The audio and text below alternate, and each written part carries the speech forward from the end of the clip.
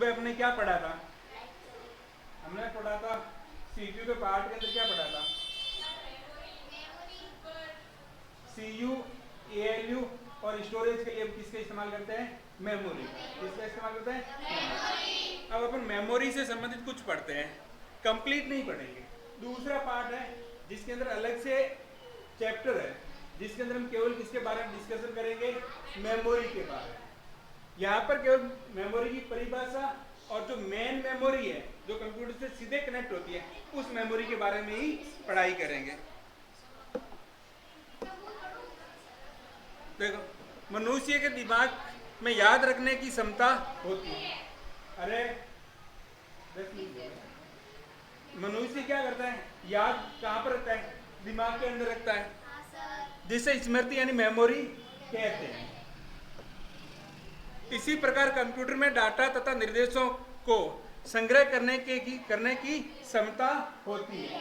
उसी प्रकार कंप्यूटर के अंदर भी है, जो डाटा है या जो निर्देश है उनको स्टोर करने की क्या होती है? क्षमता होती है, जो क्या कहलाती है? कंप्यूटर की मेमोरी कहलाती है। तो कंप्यूटर के अंदर जो डाटा है, जो निर्देश है, इनको स्टोर करने के लिए जिसका इस्तेमाल करते हैं उसी को हम क्या कहते हैं? मेमोरी कहते हैं। उसी को हम क्या कहते हैं? मेमोरी कहते हैं। कंप्यूटर में मेमोरी वह इलेक्ट्रॉनिक स्थान है जहां डाटा, सूचना और प्रोग्राम संग्रहित रहते हैं। तो सिंपल सी बात, कंप्यूटर तो क्या है? एक इलेक्ट्रॉनिक डिवाइस है। तो मेमोरी का जो इलेक्ट्रॉनिक स्थान, मेमोरी का वो स्थान जहां पर क्या होता है? डाटा या सूचना क्या होते हैं? संग्रहित या स्टोर रहते हैं और आवश्यकता होने पर तत्काल उपलब्ध हो सकते हैं। तो मेमोरी में संग्रह के लिए अनेक स्थान होते हैं जिसे हम कहते हैं लोकेशन। अब सिंपल सी बात, एक मेमोरी की चिप है, अब उसमें डाटा स्टोर करने तो कहीं कहीं लिखा जाएगा। तो जहां पर उस डाटा को लिखा जाता है, स्टोर किया जाता है, उसको अपन क्या कहते हैं? उस डाटा क्या कहते हैं? लोकेशन। उसमें क्या कहते हैं? डाटा की लोकेशन या स्थान या उसका एड्रेस जिसकी संख्या निश्चित होती है। अब तुम लोग बाजार से मेमोरी लेकर आते हो, उसकी साइज फिक्स होती है कि नहीं होती है? 2 GB या 4 GB या 8 GB या 16 GB। इसका मतलब उसमें डाटा स्टोर होना भी फिक्स है, डाटा स्टोर होने की जगह भी फिक्स है, यानी स्थान पहले से फिक्स है। तो डाटा स्टोर होने की क्षमता है वो भी पहले से क्या होती है? फिक्स होती है, जिसे मेमोरी की क्या कहते हैं? क्षमता। कैपेसिटी क्या कहते हैं? उनकी क्षमता। तथा अथवा मेमोरी का आकार, या तो आप क्या कहते हो? मेमोरी की क्षमता कहते हो, या हम क्या कहते हैं? उसी कंप्यूटर के अंदर जो मेमोरी है उसका क्या बोलते हैं? आकार।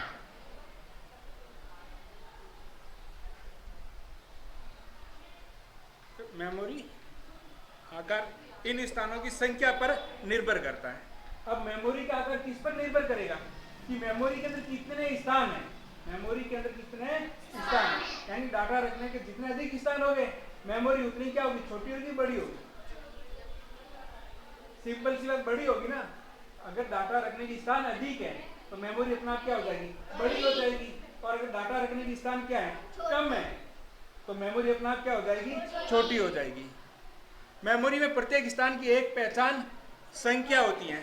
तो जो प्रत्येक स्थान होता है ना उसका एक पहचान संख्या होती है, जिसे हम बोलते हैं मेमोरी एड्रेस। जैसे नाडोल एक लोकेशन है ना, तो इसका कोई एड्रेस तो होगा ही, है ना? नाडोल जो नाडोल दिया है ये तो स्थान है, ये या फिर ये गर्ल्स स्कूल है, स्थान तो ये रूम है ही। अब इसकी पहचान क्या है?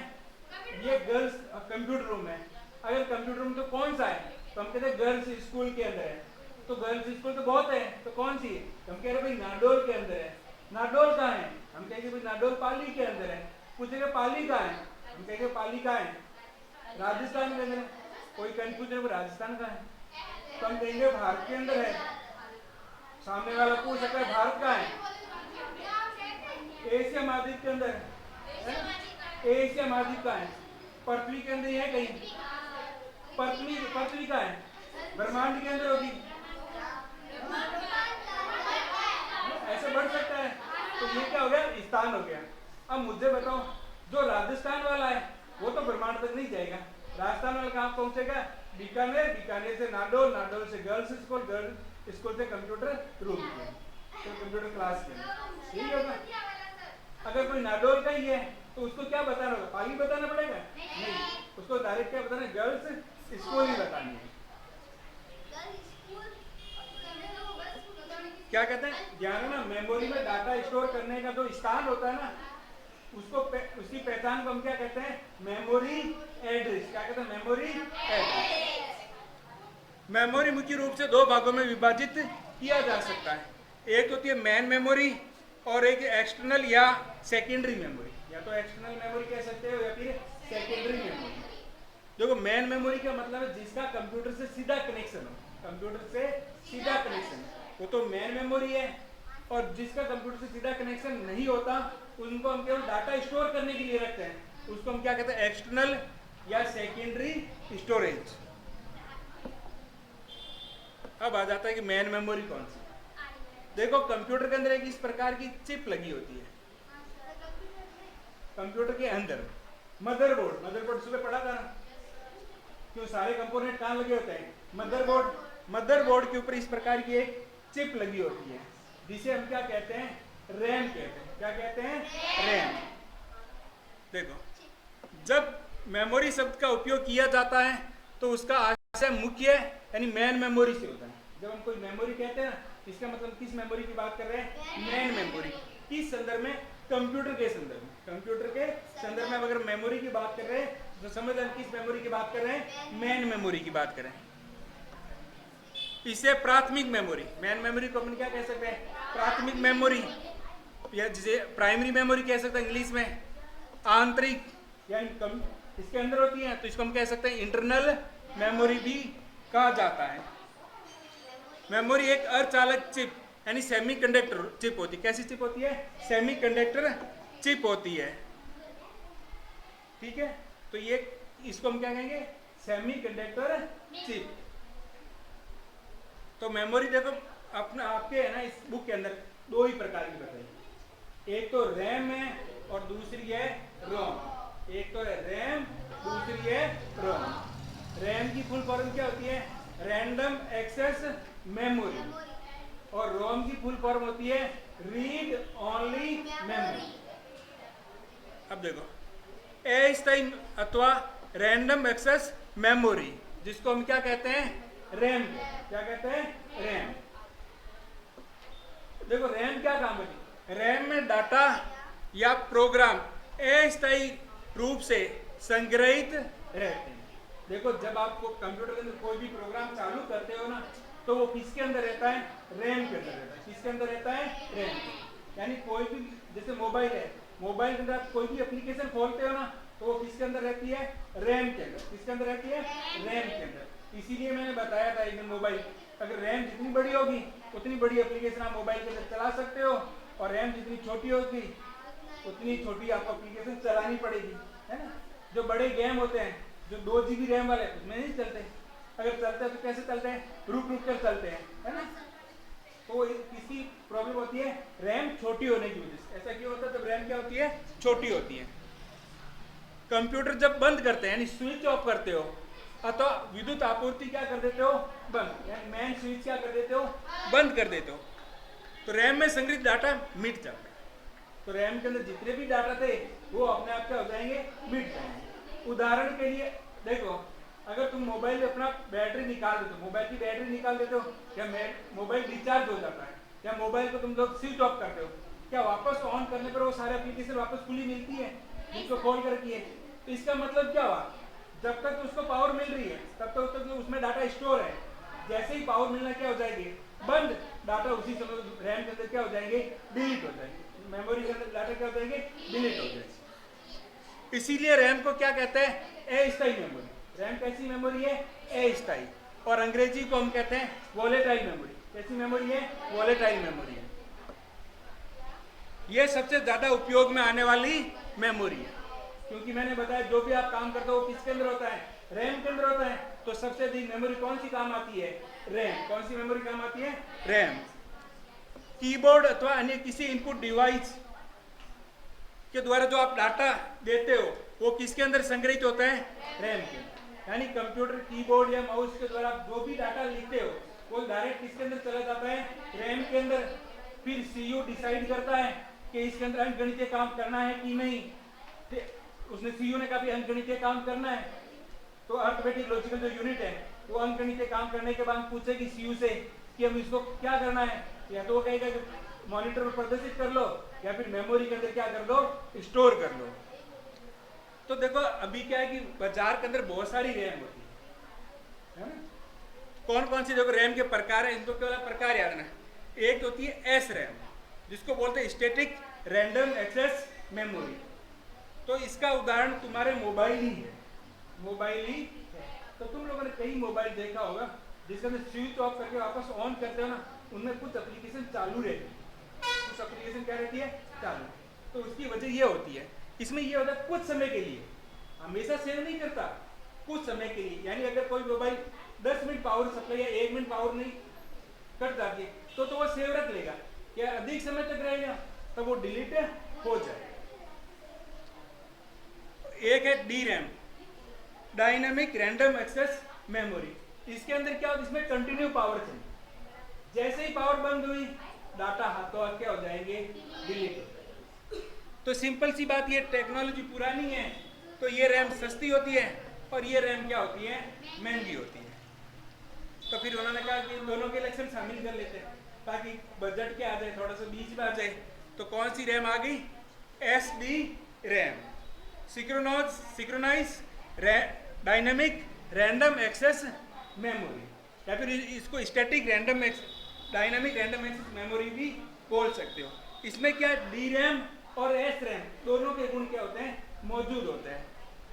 और जो चौथी है वो डीडीआर है। कौन सी है, डीडीआर, जिसको बोलते हैं double data rate random access memory. तो इसमें जो भी वर्तमान मेमोरी लिखी वो डीडीआर है। अपने पास जो पीसी मेमोरी लिखी वो कौन सी है, डीडीआर, क्योंकि ये मेमोरी अब पहले आती थी, अब इसका जमाना है। ठीक है, ये लो, इसके अलावा एक स्लाइड और है। ठीक है, ये देख लो, पढ़ रहे हैं। इसके अलावा कितनी स्लाइड है, तीसरी तो पढ़ रहे हैं, एक स्लाइड और पढ़नी है। ठीक है, अगला स्थायी या रीड ओनली मेमोरी। ये क्या होती है, देखो कई बार क्या होता है, समझो ये मैंने कहा भाई हम जो भी काम करते हो किसके अंदर होता है, रैम के अंदर। किसके अंदर होता है, रैम के अंदर। लेकिन जब ये पावर बंद हो जाएगी तो कंप्यूटर चालू कैसे होगा, कंप्यूटर चालू कैसे होगा। तो कुछ निर्देश ऐसे होते हैं जिनको हमें परमानेंट सेव करना था, उनको क्या करना होता है, परमानेंट सेव करना है। तो उसको लिए हम किसका इस्तेमाल करते हैं, रोम के अंदर। तो रोम के अंदर लाइट चली भी जाए ना तो डाटा सेव रहते हैं, डिलीट नहीं होते हैं। लेकिन इसकी शर्त क्या है, इसमें आप डाटा लिख नहीं सकते, आप केवल डाटा को क्या कर सकते हो, पढ़ सकते हो। केवल क्या कर सकते हो, पढ़ सकते हो। यानी अगर इसमें रोम लगी है उसके अंदर केवल इतना ही है, ये कंप्यूटर चालू कर दे, कंप्यूटर को क्या कर दे, चालू कर दे। इसके आगे प्रोसेसिंग किसमें होगी, रैम के अंदर। किसके अंदर होगी, रैम के अंदर। ये देखो, अरे इस मेमोरी में संग्रहित प्रोग्राम केवल पढ़ा जा सकता है, जबकि रैम के अंदर क्या है, आप पढ़ भी सकते हो और लिख भी सकते हो, पढ़ भी सकते हो और लिख भी सकते हो। यह मेमोरी स्थायी अर्थात स्तर, जिसको हम क्या कहते हैं, नॉन वॉलेटाइल। ये कैसी मेमोरी होती है, नॉन वॉलेटाइल होती है।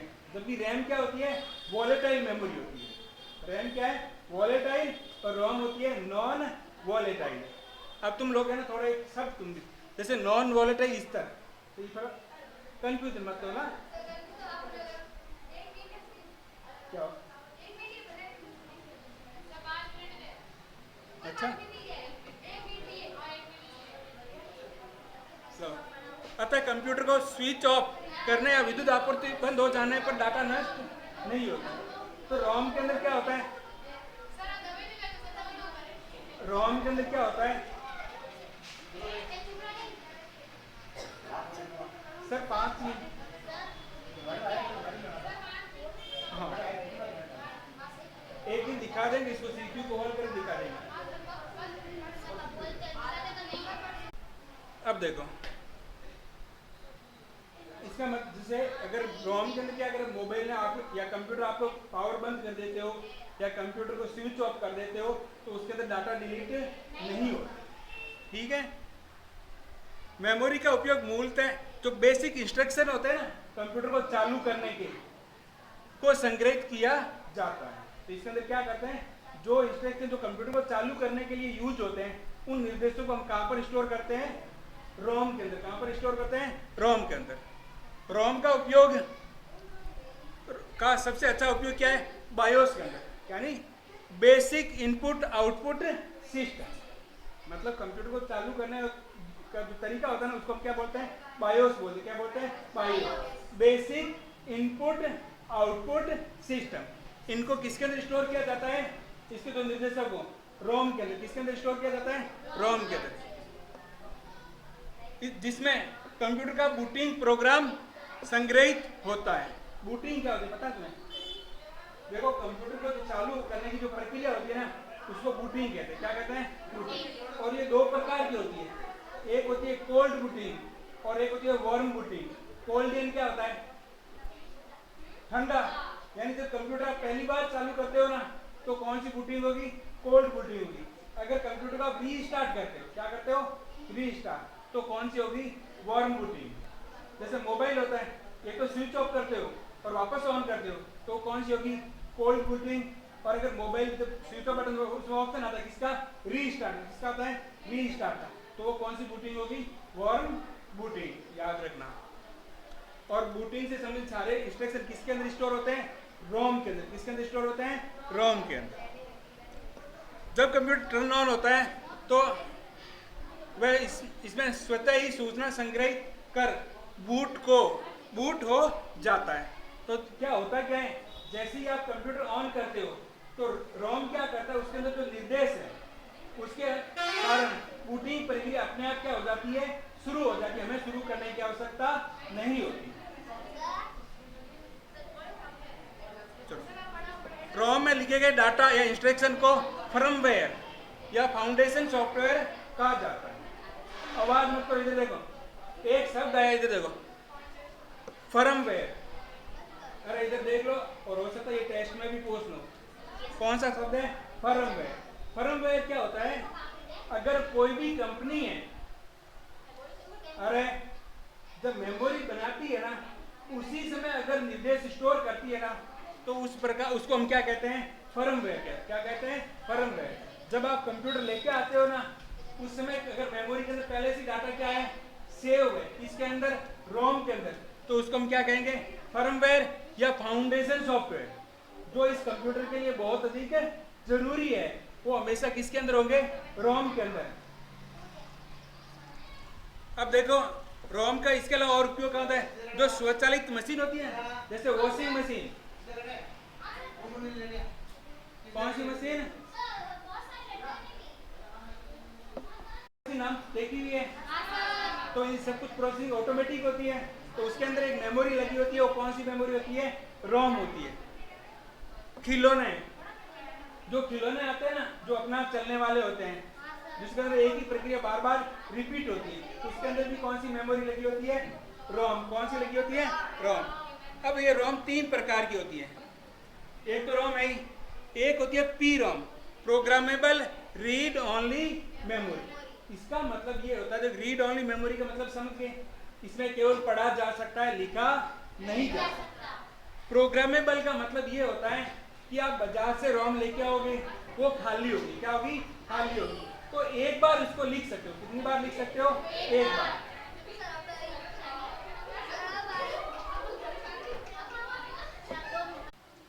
अब देखो एक जर्मन क्या बताया था, अगर कंपनी से कोई भी मेमोरी आती है, ठीक है, और वहां पर डाटा पहले से लिखे हुए होते हैं तो उसको हम क्या कहेंगे, फर्मवेयर। क्या कहेंगे, फर्मवेयर या फाउंडेशन सॉफ्टवेयर। ऐसे सॉफ्टवेयर जिनकी किसी भी एप्लीकेशन के लिए बहुत अधिक जरूरत होती है उसको हम हमेशा किस में लिखेंगे, रोम के अंदर। किसके अंदर लिखेंगे, क्या,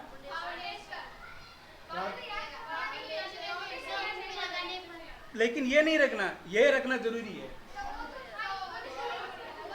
ये कोई जरूरी नहीं है, ये तो सिमिलर शब्द इस्तेमाल किया अपन कह सकते हैं, मेन तो फर्मवेयर है, ये याद रहना जरूरी है। अब देखो रोम तीन प्रकार, अब रोम कितने प्रकार की होती है, तीन। अच्छी तरह, एक तो होती है पी रोम, एक होती है ईपी रोम, एक होती है डबल ईपी रोम। अब इनका अंतर समझ लेना। एक तो रोम है खुद, अगर रोम में कुछ सुधार करना है तो अब क्या, कौन सी रोम लेकर आओगे? पी रोम, जिसको कहते हैं प्रोग्रामेबल रीड ओनली मेमोरी। इसका मतलब है कि आप बाजार से रोम लेके आओगे, आएगी तो खाली, उसमें एक बार आप अपनी सुविधा के अनुसार निर्देश सेव कर दो, फिर उसके अंदर कोई बदलाव नहीं हो सकता, फिर केवल उसको आप पढ़ सकते हो, बदल नहीं सकते। तो इसको कहते हैं प्रोग्रामेबल रीड ओनली मेमोरी। अब ये तो प्रॉब्लम होगी, है ना। तो इसका एक दूसरा प्रकार है, इसका सॉल्यूशन ईपी रोम, इरेजेबल यानी मिटा सकते हो, प्रोग्रामेबल यानी लिख सकते हो, रीड ओनली मेमोरी। तो इसके अंदर क्या होता है कि आप एक प्रोग्राम लिख लो और अगर आपको ये मिटाना है तो आपको क्या लेके जाना, धूप के अंदर लेके जाना। मेमोरी को कहाँ लेके जानी होगी? धूप के अंदर। और जैसे ही किरणें उसकी मेमोरी के ऊपर पड़ेगी तो उसके अंदर लिखा हुआ डाटा सब मिट जाएगा। लेकिन ध्यान रखना, लाइट कटने या नहीं कटने से उसमें कोई फर्क नहीं पड़ता। अब क्या सर, इसमें तो फिर प्रॉब्लम होगी, मेमोरी निकालो धूप के अंदर लेके जाओ। तो इसका एक नया और एडवांस वर्जन आया जिसको कहते हैं EEPROM, electrically erasable programmable read only memory. तो इसका मतलब ये हुआ कि आप इलेक्ट्रॉनिक संकेतों के द्वारा रोम के अंदर लिखे हुए डाटा को मिटा सकते हो, लिख सकते हो, दोनों काम कर सकते हो। विशेषता यही है कि लाइट चली जाने पर डाटा डिलीट नहीं होगा। तो तुम्हारा जो मोबाइल होती है ना, मोबाइल है, उसके अंदर क्या आती है? या तो रैम और रोम आती है। सेकेंडरी स्टोरेज के रूप में किसका यूज होता है? रोम का। किसका स्टोरेज जो यूज होता है? रोम का। तो तुम देखना, जो है स्टोरेज देखना, उसमें चेक करना, एक तो लिखा होगा रैम और एक क्या लिखा होगा? रोम। और कौन सी रोम होती है बताओ? अब ये तुम बताओ, पहले वाली, दूसरे वाली, तीसरे वाली होती है तुम्हारे मोबाइल के अंदर? पहले वाली का मतलब ये है कि तुमने एक फाइल डाउनलोड या सेव कर दी रोम के अंदर, यानी कंप्यूटर वापस डिलीट नहीं हो सकती। यानी एक वीडियो तुमने डाउनलोड किया, वो रोम के अंदर स्टोर हुआ, क्या वो वीडियो डिलीट नहीं कर सकते? तो ये तो हो ही नहीं सकती। क्या 2 नंबर होगी? 2 नंबर भी नहीं होगी, क्योंकि रोम निकाल के आप बाहर नहीं ले जा सकते। कौन सी होगी? 3 नंबर, ईईपी रोम। अब ये है लास्ट, ये आराम से पढ़ो और इसके याद भी रखना है, क्योंकि इससे संबंधित बहुत सारे क्वेश्चन बनते हैं। मेमोरी यूनिट यानी मेमोरी की इकाई। देखो, जैसे मापने की इकाई होती है ना, ग्राम, किलोग्राम, क्विंटल, उसी प्रकार मेमोरी भी मापेगी ना, मापेगी कि नहीं मापेगी? तो उनकी जो इकाई यूज होती है वो कौन सी होती है? देखो, मेमोरी भी सूचना किस में स्टोर होती है? बिट के रूप में। किसके रूप में स्टोर होती है? बिट। बिट बाइनरी डिजिट होता है। बिट क्या होता है? बाइनरी डिजिट होता है, बाइनरी सबसे मिलकर बना होता है। कंप्यूटर की पूरी आंतरिक क्रिया बाइनरी अंक प्रणाली, बाइनरी नंबर सिस्टम। इसका जो तीसरा वीडियो हम आगे पढ़ेंगे ना, वो बाइनरी नंबर सिस्टम ही पढ़ेंगे। बाइनरी अंक प्रणाली में केवल 2 ही अंक होते हैं। बाइनरी अंक प्रणाली में कितने अंक होते हैं? 2। हम जो पढ़ते हैं वो कौन सी अंक प्रणाली है बताएं? डेसिमल। हम जो पढ़ते हो कौन सी है? डेसिमल, जिसके अंदर कितने अंक होते हैं? तुम जो पढ़ते हो गणित में, उसमें कितने अंक होते हैं? सच में 9 होते हैं, 10 होते हैं? 0 से लेकर 9 तक कितने अंक होते हैं? 10 होते हैं। उसी प्रकार जो कंप्यूटर के अंदर जो नंबर सिस्टम चलता है, उसके अंदर कितने अंक होते हैं? केवल 2 ही होते हैं, 0 और 1। जो एक बिट का मान या तो 0 हो सकता है या फिर क्या हो सकता है? 1 हो सकता है। तो सबसे पहले एक बिट। मेमोरी की सबसे छोटी इकाई कौन सी होती है? बिट। मेमोरी की सबसे छोटी इकाई कौन सी होती है? बिट। या तो उसमें 0 होगा या फिर क्या होगा? 1। अब ध्यान रखना अच्छी तरह, मेमोरी की सबसे छोटी इकाई क्या है? बिट। बिट का मतलब उस स्थान पर या तो 0 लिख सकते हो या फिर क्या लिख सकते हो? 1। इसके अलावा आप कुछ भी नहीं लिख सकते। बिट का जो नया वर्जन है, जो बिट से बड़ी मापने की इकाई है, उसको बोलते हैं निबल। क्या बोलते हैं? निबल। अगर आपके पास 4 बिट है, कितने बिट है? 4। जैसे मैं लिखता हूँ 1 0 1 0, तो इसको हम क्या कहेंगे? ये कितने निबल है?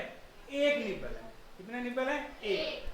अगर 4 बिट मिलकर कितना निबल बनाता है? 1। समझ में आया? एक निबल में कितने बिट होते हैं? 4। और एक बिट के अंदर कितने अंक हो सकते हैं? या तो 0 या फिर 1, दोनों में से एक होंगे। या तो 0 हो सकता है या फिर 1। अगला है बाइट। 8 बिट का जो समूह होता है ना, उसको बोलते हैं बाइट। कितने बिट का समूह? 8। जैसे 1 2 3 4 5 6 7 8। अगर मेमोरी के अंदर इतना स्थान है तो इसको हम क्या बोलेंगे? बाइट। कितने बाइट? 1 बाइट। एक बाइट के अंदर कितने बिट होते हैं? 8 बिट। एक बिट के अंदर क्या होता है? या तो 0 होता है या फिर 1।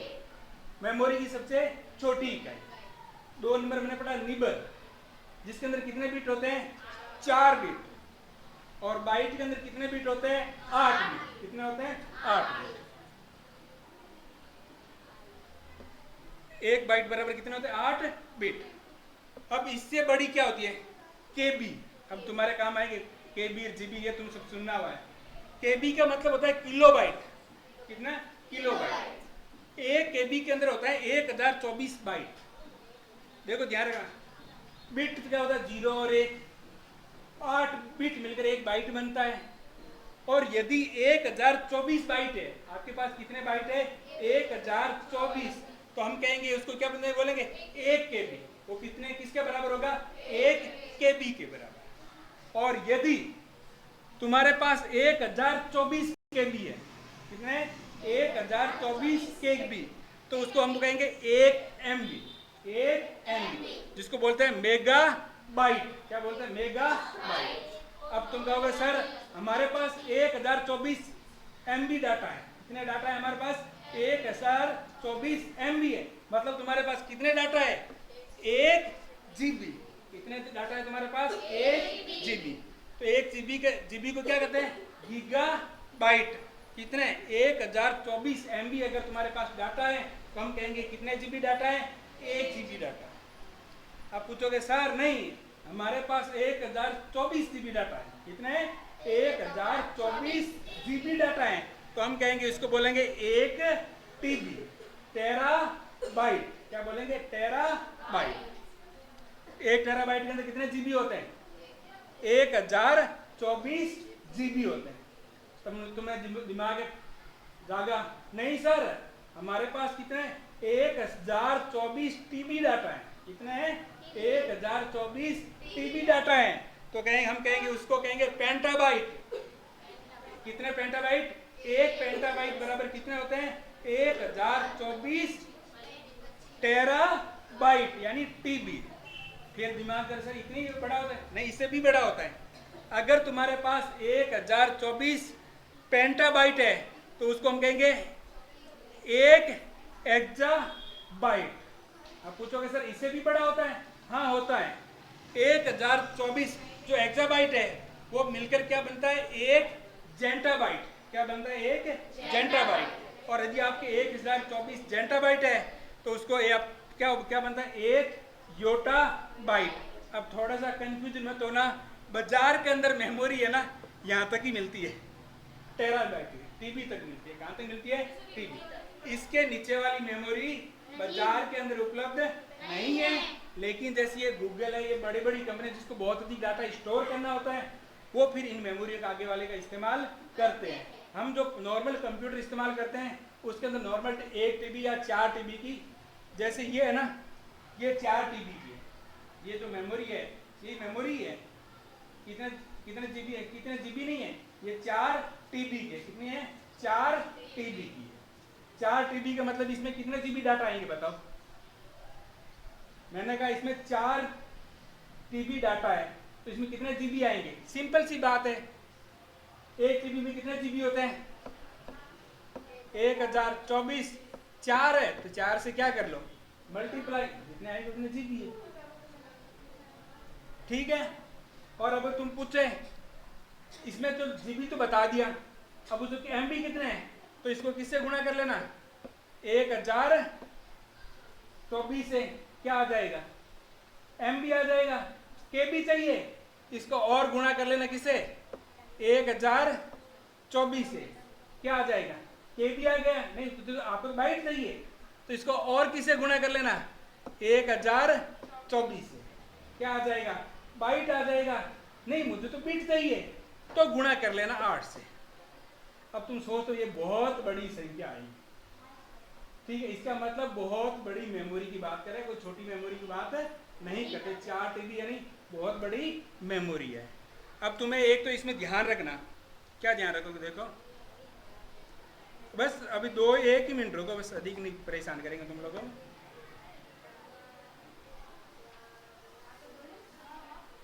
ये तो अधिक हो जाएगा।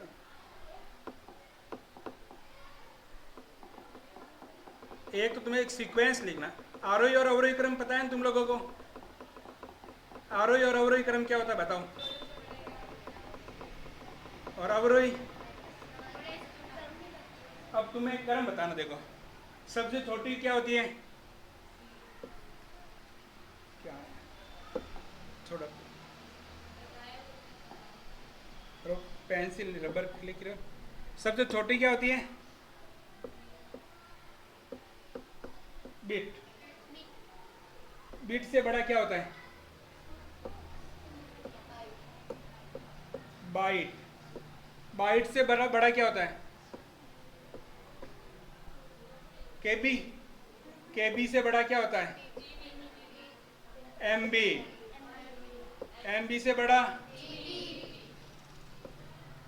जीबी। जीबी से बड़ा